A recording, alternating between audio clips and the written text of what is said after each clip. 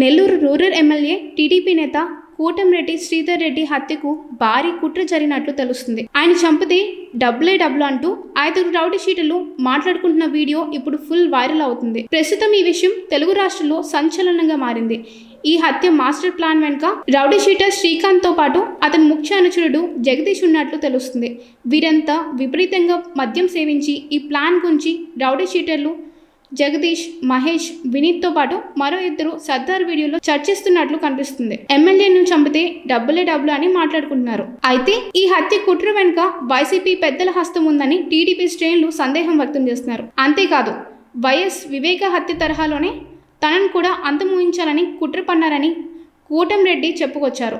వైసీపీలో కీలక నేత కనుసన్నల్లోనే ఈ హత్యకు ప్లాన్ చేశారని టీడీపీ నేతలు ఆరోపిస్తున్నారు.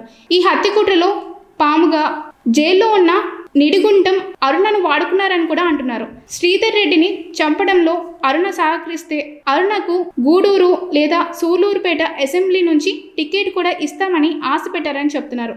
అందుకే శ్రీధర్ రెడ్డిని చంపితే డబ్బులు వస్తాయని చర్చల్లో ఆమె ప్రియుడు శ్రీకాంత్ ప్రస్తావన వచ్చినట్టు ఫైర్ అవుతున్నారు. ప్రస్తుతం ఈ వీడియో ఇప్పుడు పోలీసుల దృష్టికి రావడంతో విచారణ చేపట్టారు. మరోవైపు శ్రీధర్ రెడ్డి భద్రత పెంచాలని, సంబంధిత వ్యక్తులపై విచారణ జరపాలని టీడీపీ శ్రేణులు డిమాండ్ చేస్తున్నారు. ఈ హత్య కుట్ర తాడేపల్లిగూడెంలో జరిగిందా, బెంగళూరులో స్కెచ్ వేశారా, ఎన్ని కోట్ల రూపాయలకు డీల్ జరిగిందని తెలియాల్సి ఉంది.